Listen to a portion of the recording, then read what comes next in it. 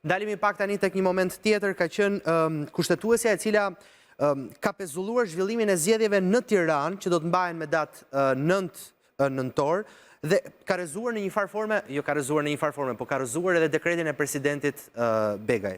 Tani, ky vendim është marrë edhe pas ankenimit të Erion Veliajt, i cili ka kërkuar që dekreti i presidentit të shpallej i palishëm. Më thuaj pak çfarë ndodh tani në këto momente. Ja, t'ju shpjegoj shumë shkurt. Po. Atëherë, zoti Velie ka bërë një ankim në gjykatën kushtetuese, referuar në 115 të Kushtetutës, për të shpallur antikushtetues vendimin e Këshillit Ministrave për shkarkimin e tij. Po. Automatikisht do të kemi parasysh që 115 parashikon që qysh në ato moment është e shprehur në Kushtetutë, nuk ka nevojë që zoti Velie të bënte apo nuk ishte nevojë që të bënte një kërkesë të posaçme për pezullimin e këtij vendimi i Këshillit Ministrave, e thot vetë Kushtetuta 115.2 që automatikisht me ankimin që bëhet në gjykatë kushtetuese, ky vendim i Këshillit Ministrave pezullohet automatikisht dhe duhet të ishte një gjë e mbyllur. Një gjë e tillë nuk ndodhi, sidomos në këtë vend, po të kemi parasysh që më pas Këshilli i Ministrave dërgoi vakancën në presidencë në mënyrë që të shpalleshin zgjedhjet e pjesme edhe me 5 bashkitë të tjera.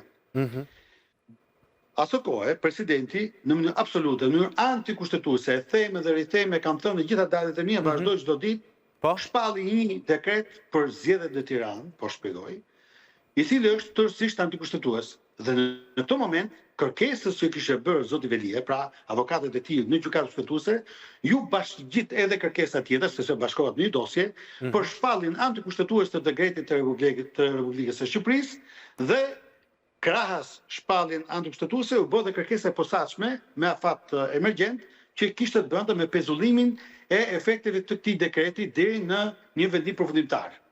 Pra, tashmë kishte 3 kërkesa në kushtetuese. Sot, gjykata kushtetuese mori një vendim që në seancë plenare se këtë duam sqarojmë. Po. Ja, pra kjo është e rëndësishme. Në seancë plenare me datë 31 tetor do të merret në shqyrtim 2 kërkesat e zotit Velie që ka të bëjnë e para me vendimin e Këshillit Ministrave. Dhe e dyta edhe me dekretin e presidentit.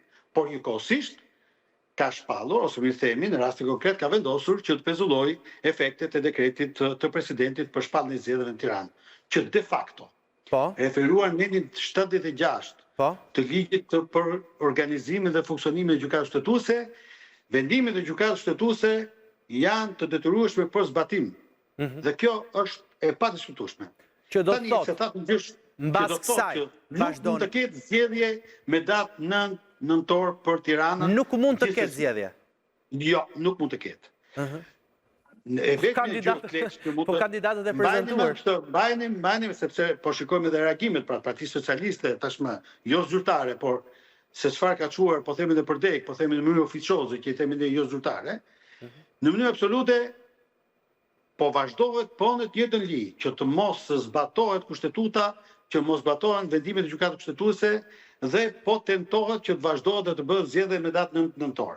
Pra se ju thatë që nuk ka zgjedhje në Tiranë me 9 nëntor, edhe unë kështu them, edhe kushtetuta kështu thot, çdo një sipas procedurës avokat, kur ndodh nëse nuk ka, pra cilat janë hapat tashmë që ndiqen, nëse nuk janë me 9 nëntor? Me datët e parë njërë, kush e thot dhe askush nuk ka siguri që po në të njëjtën ditë, pra në 31 tetor, do kemi vendimarrjen e gjykatës kushtetuese. Një proces mund të zgjasë, mund të shtyhet. Për konkluzion, po afat e ka besoj. Mund të ketë gjëra të tjera. Kush e tha që atë ditë do kemi atë dhe ne me 9 nëntor do duhet të bëjmë zgjedhjet. Sido që të vi puna, me datë 9 nëntor ne nuk bëjmë zgjedhje. Pra, mund të ketë një datë tjetër nëse do kemi vendimarrje, sepse Flori më dëgjoj. Po. Tashmë me pezullimin e dekretit të presidentit, minimalisht mund të ndodh, pra ka shumë gjasa dhe ashtu do të ndodh, që gjykata mund të shprehet për shpalljen antikushtetues të dekretit të presidentit, po në atë ditë, por ama mund të shprehet dhe të rrëzoj kërkesën për shpalljen antikushtetuese të vendimit të Këshillit të Ministrave, i cili është një gjykim themeli që është një gjë tjetër, nuk ka lidhje fare. Dhe në këtë moment, sido që të ndodh, do shkohet gjithsesi në zgjedhje, sepse rrëzohet ankimi i zotit Velie për shpalljen antikushtetuese të shkarkimit nga vendimi i Këshillit të Ministrave, pra nga Këshilli i Ministrave. Por ama i hapet rrugë një datë tjetër fatikisht në të. Tashmë KQZ-ja, nëse jemi në një shtet normal të së drejtës, normal, minimal, që mund të respektohet kushtetuta, vendimi i gjykatës kushtetuese, KQZ-ja duhet të pezullojë të gjitha përgatitjet për zgjedhjen në Bashkinë e Tiranës. Nëse pastaj do duhet të bëjmë, sepse këto e ka thënë i madhi, e ka thënë mbreti, e ka thënë kryeministri, duhet ta bëjmë. Po kam përshtypjen që pastaj bëhet dhe perceptim ky, se nuk është e thënë që e ka thënë i madhi apo jo. Ligjet e kushtetues do ndiqen se nuk e se ku shkon për këtë punë, po.